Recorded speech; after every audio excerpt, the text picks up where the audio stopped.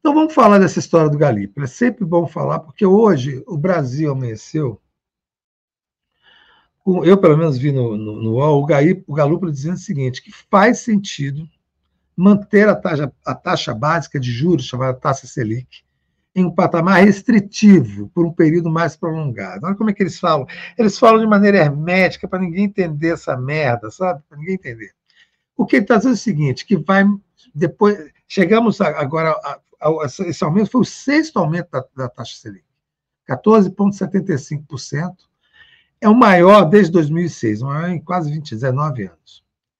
Né? E o Banco Central não para de elevar os juros. Quem não é bobo e quem entende um pouquinho, quem se debruça um pouco para entender o que é, sabe que é o seguinte, que esse é um movimento do rentismo, infelizmente, ancorado numa posição do governo Lula. Quando era o Roberto Campos Neto, no Banco Central, bolsonarista, indicado pelo Bolsonaro, cada vez que a taxa Selic aumentava, era um escândalo nacional. A Gleisi Hoffmann, o Lindbergh, o próprio presidente Lula, canalha, desgraçado, quer destruir o Brasil, sabotando a economia brasileira, aumentava. Falei, porra, quando o Banco Central estiver na mão do governo, do PT, isso vai acabar, né? Claro que vai acabar. O outro que fazia isso era um sabotador, filho da puta. Esse cara que vai entrar, olha, tranquilo, né? Vai baixar os juros, aquecer a economia, né? Diminuir o valor do crédito, diminuir a dívida pública, a dívida bruta federal, que chama, né? Vai diminuir, o governo vai pagar menos juros na dívida, muita gente vai vai pegar crédito, vai circular dinheiro no país, aí vai ter crescimento. Só que tem uma coisinha chamada arcabouço fiscal. Né? O próprio governo definiu os limites desse crescimento. Né? Isso foi definido pelo Haddad, ainda no início do governo Lula. E isso obriga o governo a tomar medidas para evitar que esse crescimento ultrapasse esse arcabouço fiscal, que é um teto de gastos. Então, cada vez que sobe um ponto percentual, um único ponto percentual, na taxa Selic, isso eleva o custo da dívida em 50 bilhões de reais. Dá para entender? Então, essa dinâmica, ela vai comprometendo assim, a sustentabilidade das contas públicas, ela vai tornando o crédito muito caro. Né? E o que acontece quando o crédito está muito caro? Quando os juros do cartão de crédito está muito caro? Você desestimula o consumo. E você desestimula não só o consumo, você desestimula os investimentos. Qual que é a justificativa que eles dão para isso? É de que é preciso combater a inflação, e a inflação é o pior que pode ser com os pobres. Isso é uma mentira que era repetida por gente da pior espécie, neoliberal e tal, e que infelizmente é repetida pela equipe econômica do governo Lula. Né? A inflação é um mal para todos, não é um mal só para os pobres, é um mal para todos. O problema dos pobres é também uma questão, uma questão tarifária, né? Você paga mais impostos do que os ricos e a classe média dos mesmos produtos que são comprados por todos. Então você tem uma discussão lateral a isso. Né? Lateral. Mas então, você aumenta esses juros, você de fato vai, em curto prazo, você tem essa impressão. Você tem menor demanda, né? Porque como a inflação, como os preços sobem, o crédito está lá no alto, as pessoas compram menos, comem menos, vão menos ao cinema, levam menos os filhos para comer fora, não vão ao teatro, né? Não vão com as crianças no parque, não vão à praia, não compram coisas supérfluas. Então, isso vai o quê? Isso reduz, aí, sem demanda, os preços começam a cair. Aí você tem a impressão que está controlando a inflação. E, do ponto de vista material, acontece em curto prazo. Só que você também desacelera o investimento, a economia, reduz a produção industrial. e reduzindo a produção industrial, e reduzindo o número de comércio, de serviços, o que acontece, gente? Desemprego. Então, a característica básica desse movimento neoliberal, da cartilha neoliberal de subir juros, é provocar pobreza e desemprego. Vale a pena uma desgraça dessa? Vale a pena uma desgrama dessa? Vale a pena apoiar uma coisa como essa? A não ser que você esteja refém do sistema financeiro e dependa dele para o governo funcionar? Dependa dele para ganhar a eleição? Dependa dele para dar sustentabilidade para a economia? E você se afaste completamente das questões fundamentais que são a defesa do povo trabalhador e a defesa da economia brasileira? Não vale. É por isso que no início do governo, quando o PT estava na linha de frente, contra o Haddad, a própria então presidenta do PT, Gleisi Hoffmann, chamava essa política de austeridade fiscal de austericídio, na cara do Haddad. Você vai levar o país é um genocídio econômico. Você vai levar o país a desacelerar a economia, a gerar miséria, aumentar o exército industrial de reserva e vai aumentar o desemprego. Ao mesmo tempo que diminui o investimento, o país para de crescer. E ao mesmo tempo que o governo tem que pagar a cada um ponto da taxa Selic mais 50 bilhões de reais. 50 bi de reais. Então, eu continuo, assim, na minha ingenuidade, fico estupefato com essas coisas. E fico mais estupefato ainda como as pessoas bovinamente apoiam essas coisas, porque se não apoiar, o fascismo vai voltar. Se não apoiar, o Bolsonaro vai voltar. Se não apoiar, em 2026 o Tarcísio ganha. O Tarcísio vai ganhar em 2026 se essa coisa continuar desse jeito. Porque se a gente chegar em 2026 com gente desempregada, porque assim, essa coisa da taxa Selic, ela afeta o modo de vida das pessoas. Os juros altos afetam a economia e o modo de vida das pessoas. E vai chegar em 2026, para que eu vou votar no PT se eu posso votar no neoliberal original? Por que eu vou votar na cópia? E aí, se você. Essa discussão que eu estou tendo aqui com você, esse debate, eu tenho também nas redes, você vê o grau de ferocidade da militância tonta ali que vem para cima. Você quer que você quite a coluna, você está trabalhando para a extrema-direita. Olha, era a extrema-direita que aumentava juros. Era o Roberto Campos Neto.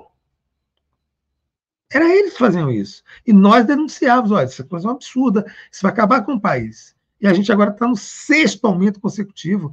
E esse Galípolo falou aonde?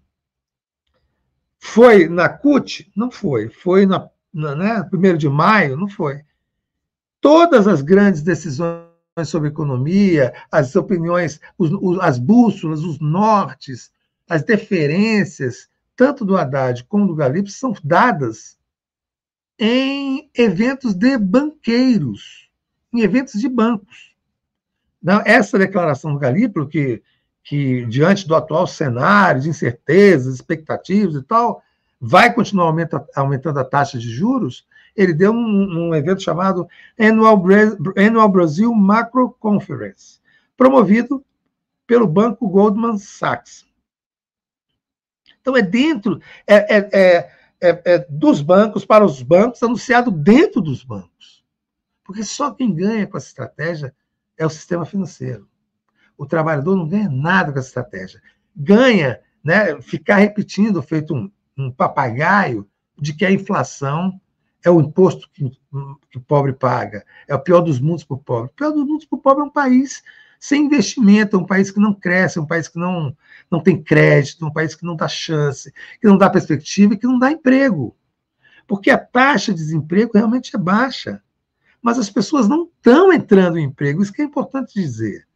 Elas estão entrando em estruturas escravizantes e ainda são chamadas cinicamente de empreendedores. Se você pensar que 40% desses empregos dizem respeito a motorista de aplicativo, a motoboy de aplicativo e a ciclista de aplicativo que andam 12, 15 horas pela cidade, escravos na chuva, no sol, entregando comida com fome, dando metade do que ganham para um aplicativo que a gente nem sabe se tem dono, pode ser um robô que está recebendo esse dinheiro. Então, isso é muito grave. Então, eu acho que deveria ser dever de todos, não só nós que estamos na esquerda, chamada radical, autodenominada radical, porque eu gosto de dizer que sou um radical. Mas estou no chamado campo progressista, mas esse campo progressista passou a ser uma esponja que absorve literalmente qualquer coisa que vem do governo, sem nenhum senso crítico, chega a ser uma coisa constrangedora. E então, nós temos que passar a nossa mensagem para o máximo de pessoas, fazer as análises necessárias e apontar que esse jovem, chamado Galípolo, ele está fazendo a mesma desgraça que o Roberto Campos Neto fazia. Só que agora, né, com gente passando pano. Por exemplo, a Gleisi, que sempre foi muito crítica aos juros altos, crítica mesmo, ainda é pouco não. Chamava de golpe, de cinismo, de sarcasmo, de selvageria, de crime contra o país. Ela agora, sim, ela continua, saiu a ata do Copom, ela continua dizendo que o Galípolo vem administrando uma herança maldita do Banco Central, do Roberto Campos Neto. Ora, gente, o Roberto Campos Neto já saiu há 6 meses do Banco Central. Que história é essa? Que história é essa? Que o Galípolo está administrando o rescaldo do comportamento do Roberto Campos Neto, porque ele induzia o mercado a fazer avaliações de que tinha que subir a taxa de juros, mas você sabia que não precisava. Você mesmo criticava, não é mentira do mercado. Então vai lá e enquadra o mercado. Não. Estão obedecendo assim, caninamente o que o mercado manda. E aí não adianta tomar. Por isso que o próximo presidente do PT ele tem que ser um cara, como eu vi na entrevista do Opera Mundi. Não tem posição sobre nada. Porque quando perguntado sobre isso, não tem posição. Sobre Israel, não tem posição. Sobre Venezuela, não tem posição. Não tem posição sobre nada. Gleisi tinha posições, eram posições muito boas, ela se colocava com muita coragem. Ela e o companheiro dela, o Lindbergh Faria, com muita coragem. Os dois agora estão nessa de juro alto é muito ruim. É um crime contra o país, mas você sabe quando fala mais, tudo que tiver antes da palavrinha, né, acabou, não serve para nada. Mas é uma herança maldita do Roberto Campos Neto. O Roberto Campos Neto deve estar dando risada, deve estar se cagando de rir. Até porque parece que ele vai para um empregão, né, no Nubank e tal. Ele deve dizer, olha, esses caras ficavam me xingando, mandando, né, dizendo que eu sou um idiota, bolsonarista, criminoso, que atacava o país, estava destruindo, então eles estão fazendo a mesma coisa, dizendo que a culpa é minha. Você imagina?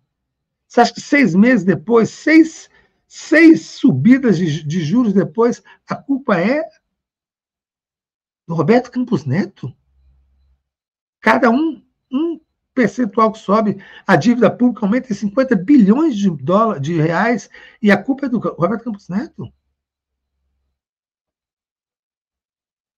A economia está sendo, né, reduzida, o desenvolvimento, o desemprego, né, vai aumentar, que é matematicamente é assim que acontece, e a culpa é do Roberto Campos Neto? Não é. Não é. A culpa é de uma política absolutamente equivocada de teto de gastos, de arcabouço fiscal, e que mira para o ano que vem o fim dos tetos, dos pisos constitucionais da saúde e educação, porque esses pisos vão colapsar a ideia do arcabouço. Então, eles estão bolando infringir a Constituição Federal para poder acabar com um piso de gastos, de investimento do governo em saúde e educação, que vai ser uma tragédia para o povo brasileiro e uma tragédia eleitoral. Por isso que eu digo e repito, o Lula só vai ganhar a eleição de 2026, a meu ver, se antes ele derrotar o Haddad. Derrotar essa política neoliberal, altamente perniciosa, altamente deletéria, né? Que vai trazer consequências trágicas para o país, que só alimenta o rentismo, alimenta aqueles que enriquecem sem produzir absolutamente nada, ou seja, quem compra papel. Eu não entendo, sinceramente, por que o Lula continua seguindo isso, elogiando, se apegando a isso, achando que esse é o movimento certo. Não é. E, felizmente, não tem ninguém para dizer a ele que está errado. Essa é a questão. Ninguém. Ninguém.